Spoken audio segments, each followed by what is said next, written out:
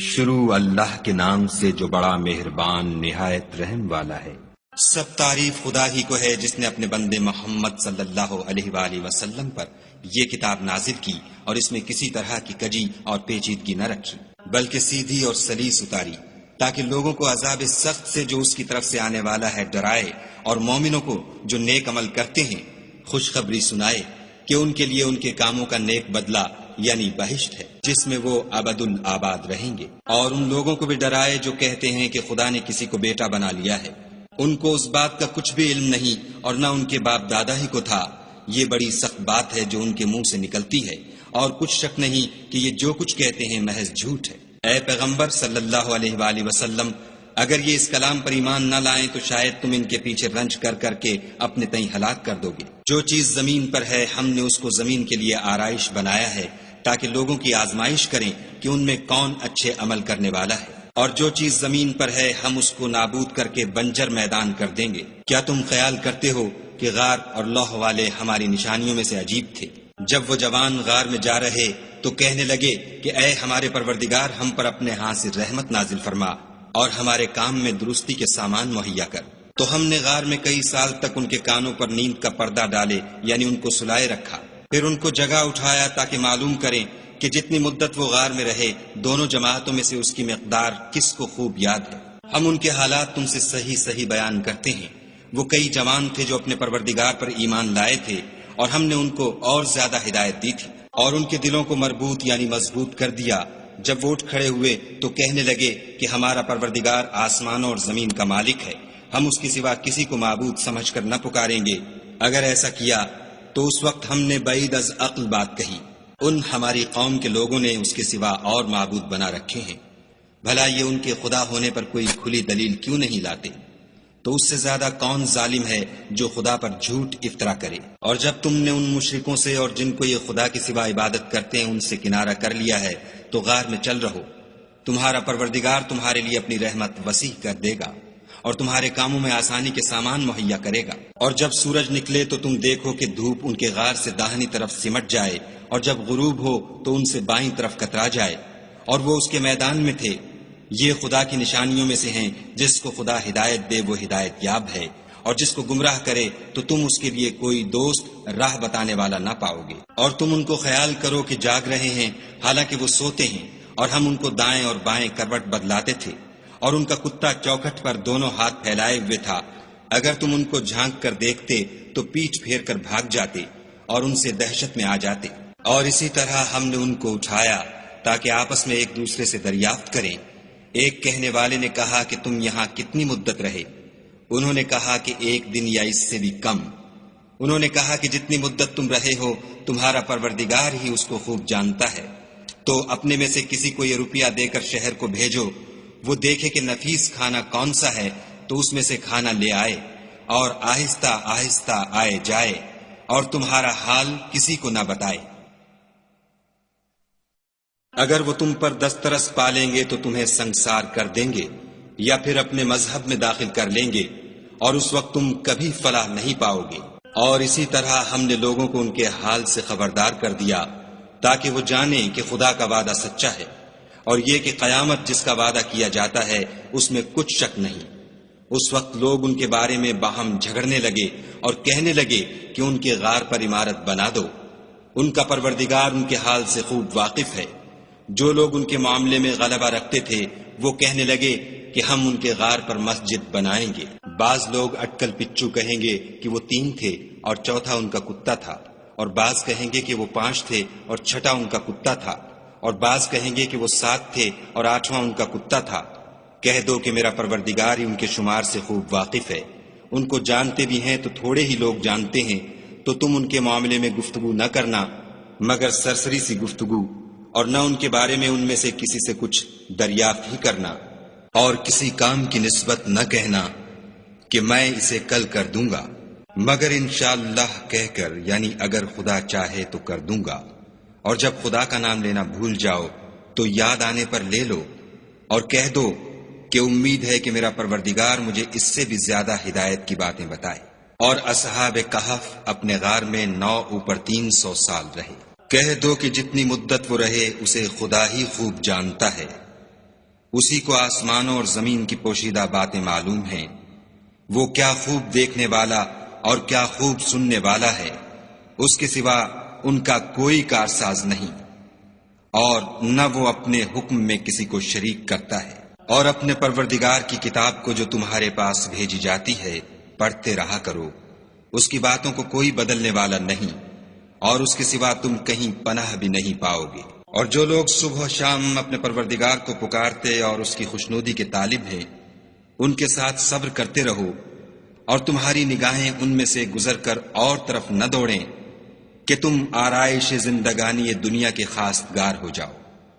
اور جس شخص کے دل کو ہم نے اپنی یاد سے غافل کر دیا ہے اور وہ اپنی خواہش کی پیروی کرتا ہے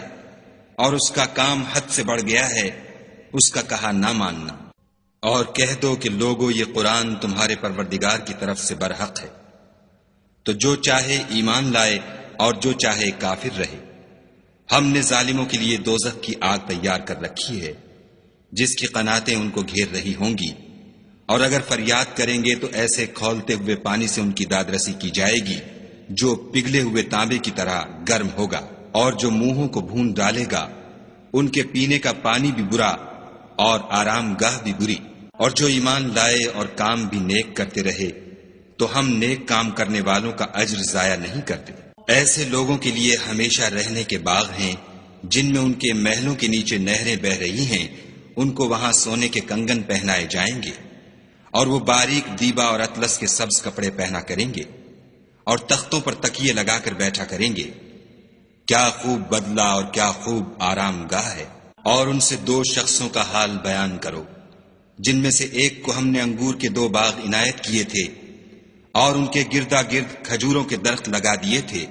اور ان کے درمیان کھیتی پیدا کر دی تھی۔ دونوں باغ کثرت سے پھل لاتے اور اس کی پیداوار میں کسی طرح کی کمی نہ ہوتی، اور دونوں میں ہم نے ایک نہر بھی جاری کر رکھی تھی، اور اس طرح اس شخص کو ان کی پیداوار ملتی رہتی تھی۔ تو ایک دن جب کہ وہ اپنے دوست سے باتیں کر رہا تھا، کہنے لگا کہ میں تم سے مال و دولت میں بھی زیادہ ہوں اور جتھے اور جماعت کے لحاظ سے بھی زیادہ عزت والا ہوں، اور ایسی شیخیوں سے اپنے حق میں ظلم کرتا ہوا اپنے باغ میں داخل ہوا۔ کہنے لگا کہ میں نہیں خیال کرتا کہ یہ باغ کبھی تباہ ہو، اور نہ خیال کرتا ہوں کہ قیامت برپا ہو،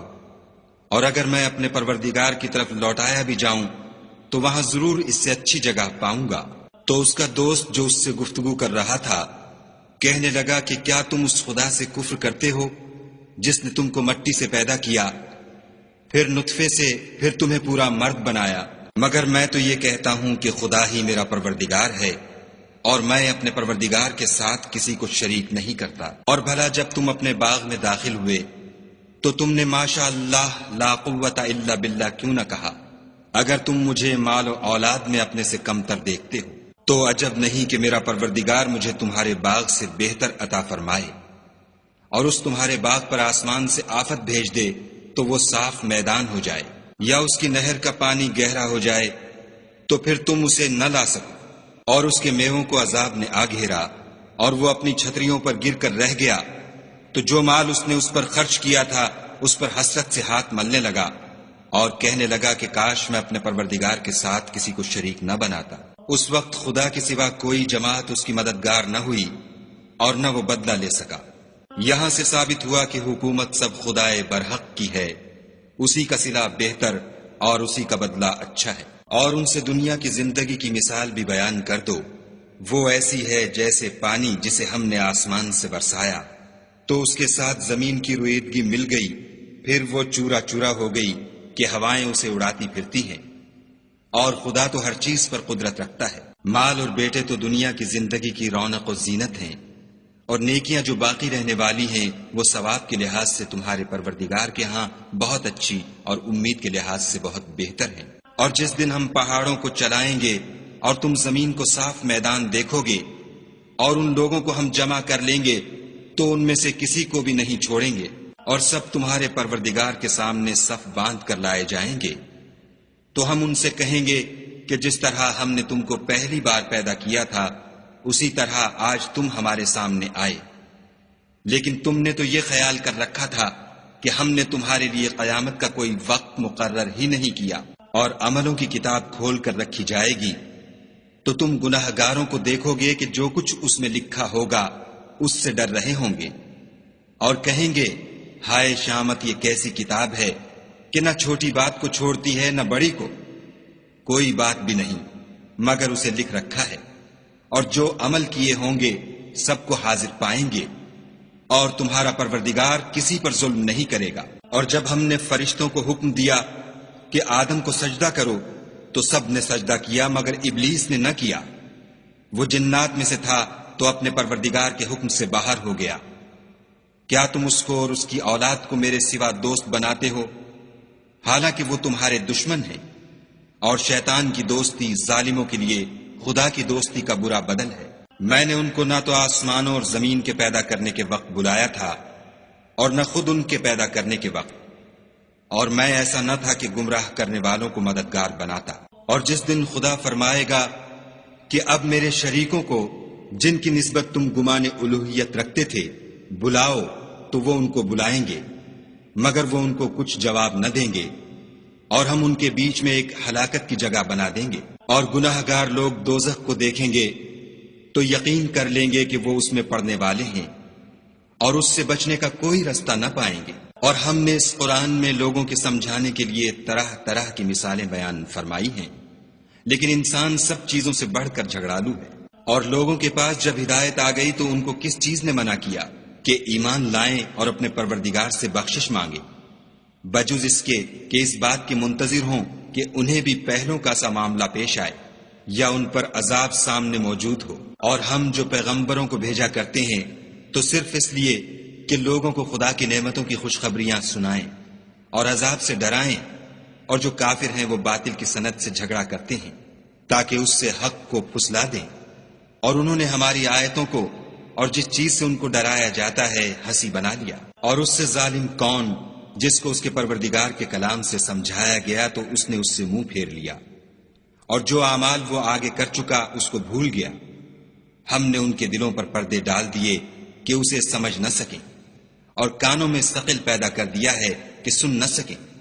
اور اگر تم ان کو رستے کی طرف بلاؤ تو کبھی رستے پر نہ آئیں گے۔ اور تمہارا پروردگار بخشنے والا صاحب رحمت ہے، اگر وہ ان کے کرتوتوں پر ان کو پکڑنے لگے تو ان پر جھٹ عذاب بھیج دے، مگر ان کے لیے ایک وقت مقرر کر رکھا ہے کہ اس کے عذاب سے کوئی پناہ کی جگہ نہ پائیں گے۔ اور یہ بستیاں جو ویران پڑی ہیں، جب انہوں نے کفر سے ظلم کیا تو ہم نے ان کو تباہ کر دیا، اور ان کی تباہی کے لیے ایک وقت مقرر کر دیا تھا۔ اور جب موسیٰ نے اپنے شاگرد سے کہا کہ جب تک میں دو دریاؤں کے ملنے کی جگہ نہ پہنچ جاؤں ہٹنے کا نہیں، خواہ برسوں چلتا رہوں۔ جب ان کے ملنے کے مقام پر پہنچے تو اپنی مچھلی بھول گئے،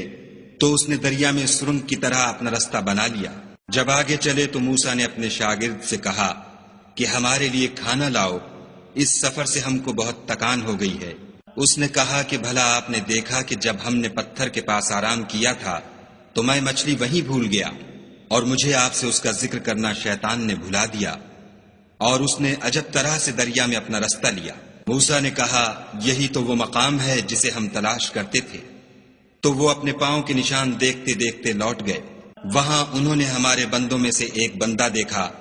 جس کو ہم نے اپنے ہاں سے رحمت یعنی نبوت یا نعمت ولایت دی تھی، اور اپنے پاس سے علم بخشا تھا۔ موسیٰ نے ان سے جن کا نام خضر تھا کہا کہ جو علم خدا کی طرف سے آپ کو سکھایا گیا ہے، اگر آپ اس میں سے مجھے کچھ بھلائی کی باتیں سکھائیں تو میں آپ کے ساتھ رہوں۔ خضر نے کہا کہ تم میرے ساتھ رہ کر صبر نہیں کر سکو گے، اور جس بات کی تمہیں خبر ہی نہیں اس پر صبر کر بھی کیوں کر سکتے ہو؟ موسیٰ نے کہا خدا نے چاہا تو آپ مجھے صابر پائیے گا، اور میں آپ کے ارشاد کے خلاف نہیں کروں گا۔ خضر نے کہا اگر تم میرے ساتھ رہنا چاہو تو شرط یہ ہے مجھ سے کوئی بات نہ پوچھنا جب تک میں خود اس کا ذکر تم سے نہ کروں۔ تو دونوں چل پڑے، یہاں تک کہ جب کشتی میں سوار ہوئے تو خضر نے کشتی کو پھاڑ ڈالا۔ موسیٰ نے کہا کیا آپ نے اس کو اس لیے پھاڑا ہے کہ سواروں کو غرق کر دے؟ یہ تو آپ نے بڑی عجیب بات کی۔ خضر نے کہا کیا میں نے نہیں کہا تھا کہ تم میرے ساتھ صبر نہ کر سکو گے؟ موسیٰ نے کہا کہ جو بھول مجھ سے ہوئی اس پر مواخذہ نہ کیجیے، اور میرے معاملے میں مجھ پر مشکل نہ ڈالیے۔ پھر دونوں چلے، یہاں تک کہ رستے میں ایک لڑکا ملا تو خضر نے اسے مار ڈالا، موسیٰ نے کہا کہ آپ نے ایک بے گناہ شخص کو ناحق بغیر قصاص کے مار ڈالا، یہ تو آپ نے بری بات کی۔ خضر نے کہا کیا میں نے نہیں کہا تھا کہ تم سے میرے ساتھ صبر نہیں ہو سکے گا؟ انہوں نے کہا کہ اگر میں اس کے بعد پھر کوئی بات پوچھوں یعنی اعتراض کروں تو مجھے اپنے ساتھ نہ رکھیے گا کہ آپ میری طرف سے عذر کے قبول کرنے میں غایت کو پہنچ گئے۔ پھر دونوں چلے یہاں تک کہ ایک گاؤں والوں کے پاس پہنچے اور ان سے کھانا طلب کیا۔ انہوں نے ان کی ضیافت کرنے سے انکار کیا۔ پھر انہوں نے وہاں ایک دیوار دیکھی جو جھک کر گرا چاہتی تھی تو خضر نے اس کو سیدھا کر دیا۔ موسیٰ نے کہا کہ اگر آپ چاہتے تو ان سے اس کا معاوضہ لیتے تاکہ کھانے کا کام چلتا۔ خضر نے کہا کہ اب مجھ میں اور تم میں علیحدگی، مگر جن باتوں پر تم صبر نہ کر سکے میں ان کا تمہیں بھید بتائے دیتا ہوں کہ وہ جو کشتی تھی غریب لوگوں کی تھی جو دریا میں محنت کر کے یعنی کشتیاں چلا کر گزارا کرتے تھے، اور ان کے سامنے کی طرف ایک بادشاہ تھا جو ہر ایک کشتی کو زبردستی چھین لیتا تھا، تو میں نے چاہا کہ اسے عیب دار کر دوں تاکہ وہ اسے غصب نہ کر سکے۔ اور وہ جو لڑکا تھا اس کے ماں باپ دونوں مومن تھے، ہمیں اندیشہ ہوا کہ وہ بڑا ہو کر بد کردار ہوگا، کہیں ان کو سرکشی اور کفر میں نہ پھنسا دے، تو ہم نے چاہا کہ ان کا پروردگار اس کی جگہ ان کو اور بچہ عطا فرمائے جو پاک تینتی میں بہتر اور محبت میں زیادہ قریب ہو۔ اور وہ جو دیوار تھی سو 2 یتیم لڑکوں کی تھی جو شہر میں رہتے تھے، اور اس کے نیچے ان کا خزانہ مدفون تھا، اور ان کا باپ ایک نیک آدمی تھا، تو تمہارے پروردگار نے چاہا کہ وہ اپنی جوانی کو پہنچ جائیں اور پھر اپنا خزانہ نکالیں۔ یہ تمہارے پروردگار کی مہربانی ہے اور یہ کام میں نے اپنی طرف سے نہیں کیے، یہ ان باتوں کی حقیقت ہے جن پر تم صبر نہ کر سکے۔ اور تم سے ذوالقرنین کے بارے میں دریافت کرتے ہیں، کہہ دو کہ میں اس کا کسی قدر حال تمہیں پڑھ کر سناتا ہوں۔ ہم نے اس کو زمین میں بڑی دسترس دی تھی اور ہر طرح کا سامان عطا کیا تھا، تو اس نے سفر کا ایک سامان کیا، یہاں تک کہ جب سورج کے غروب ہونے کی جگہ پہنچا تو اسے ایسا پایا کہ ایک کیچڑ کی ندی میں ڈوب رہا ہے، اور اس ندی کے پاس ایک قوم دیکھی۔ ہم نے کہا ذوالقرنین تم ان کو خواہ تکلیف دو خواہ ان کے بارے میں بھلائی اختیار کرو، دونوں باتوں کی تم کو قدرت ہے۔ ذوالقرنین نے کہا کہ جو کفر و بد کرداری سے ظلم کرے گا اسے ہم عذاب دیں گے، پھر جب وہ اپنے پروردگار کی طرف لوٹایا جائے گا تو وہ بھی اسے بڑا عذاب دے گا، اور جو ایمان لائے گا اور عمل نیک کرے گا اس کے لیے بہت اچھا بدلہ ہے، اور ہم اپنے معاملے میں اس پر کسی طرح کی سختی نہیں کریں گے بلکہ اس سے نرم بات کہیں گے۔ پھر اس نے ایک اور سامان سفر کا کیا، یہاں تک کہ سورج کے طلوع ہونے کے مقام پر پہنچا تو دیکھا کہ وہ ایسے لوگوں پر طلوع کرتا ہے جن کے لیے ہم نے سورج کے اس طرف کوئی اوٹ نہیں بنائی تھی۔ حقیقت الحال یوں تھی اور جو کچھ اس کے پاس تھا ہم کو سب کی خبر تھی۔ پھر اس نے ایک اور سامان کیا، یہاں تک کہ 2 دیواروں کے درمیان پہنچا تو دیکھا کہ ان کے اس طرف کچھ لوگ ہیں کہ بات کو سمجھ نہیں سکتے۔ ان لوگوں نے کہا کہ ذوالقرنین یاجوج اور ماجوج زمین میں فساد کرتے رہتے ہیں، بھلا ہم آپ کے لیے خرچ کا انتظام کر دیں کہ آپ ہمارے اور ان کے درمیان ایک دیوار کھینچ دیں۔ ذوالقرنین نے کہا کہ خرچ کا جو مقدور خدا نے مجھے بخشا ہے وہ بہت اچھا ہے، تم مجھے قوت بازو سے مدد دو، میں تمہارے اور ان کے درمیان ایک مضبوط اوٹ بنا دوں گا۔ تو تم لوہے کے بڑے بڑے تختے لاؤ۔ چنانچہ کام جاری کر دیا گیا، یہاں تک کہ جب اس نے دونوں پہاڑوں کے درمیان کا حصہ برابر کر دیا اور کہا کہ اب اسے دھونکو، یہاں تک کہ جب اس کو دھونک دھونک کر آگ کر دیا تو کہا کہ اب میرے پاس تانبا لاؤ کہ اس پر پگھلا کر ڈال دوں۔ پھر ان میں یہ قدرت نہ رہی کہ اس پر چڑھ سکیں اور نہ یہ طاقت رہی کہ اس میں نقب لگا سکیں۔ بولا کہ یہ میرے پروردگار کی مہربانی ہے، جب میرے پروردگار کا وعدہ آ پہنچے گا تو اس کو ڈھا کر ہموار کر دے گا، اور میرے پروردگار کا وعدہ سچا ہے۔ اس روز ہم ان کو چھوڑ دیں گے کہ روئے زمین پر پھیل کر ایک دوسرے میں گھس جائیں گے، اور سور پھونکا جائے گا تو ہم سب کو جمع کر لیں گے، اور اس روز جہنم کو کافروں کے سامنے لائیں گے جن کی آنکھیں میری یاد سے پردے میں تھیں اور وہ سننے کی طاقت نہیں رکھتے تھے۔ کیا کافر یہ خیال کرتے ہیں کہ وہ ہمارے بندوں کو ہمارے سوا اپنا کارساز بنائیں گے تو ہم خفا نہیں ہوں گے؟ ہم نے ایسے کافروں کے لیے جہنم کی مہمانی تیار کر رکھی ہے۔ کہہ دو کہ ہم تمہیں بتائیں جو عملوں کے لحاظ سے بڑے نقصان میں ہیں، وہ لوگ جن کی صحیح دنیا کی زندگی میں برباد ہو گئی اور وہ یہ سمجھے ہوئے ہیں کہ اچھے کام کر رہے ہیں۔ یہ وہ لوگ ہیں جنہوں نے اپنے پروردگار کی آیتوں اور اس کے سامنے جانے سے انکار کیا، تو ان کے اعمال ضائع ہو گئے اور ہم قیامت کے دن ان کے لیے کچھ بھی وزن قائم نہیں کریں گے. یہ ان کی سزا ہے یعنی جہنم، اس لیے کہ انہوں نے کفر کیا اور ہماری آیتوں اور ہمارے پیغمبروں کی ہنسی اڑائی. جو لوگ ایمان لائے اور عمل نیک کیے ان کے لیے بہشت کے باغ مہمانی ہوں گے، ہمیشہ ان میں رہیں گے اور وہاں سے مکان بدلنا نہ چاہیں گے. کہہ دو کہ اگر سمندر میرے پروردگار کی باتوں کے لکھنے کے لیے سیاہی ہو تو قبل اس کے کہ میرے پروردگار کی باتیں تمام ہوں سمندر ختم ہو جائے، اگرچہ ہم ویسا ہی اور اس کی مدد کو لائیں. کہہ دو کہ میں تمہاری طرح کا ایک بشر ہوں، البتہ میری طرف وہی آتی ہے کہ تمہارا معبود وہی ایک معبود ہے. تو جو شخص اپنے پروردگار سے ملنے کی امید رکھے چاہیے کہ عمل نیک کرے اور اپنے پروردگار کی عبادت میں کسی کو شریک نہ بنائے.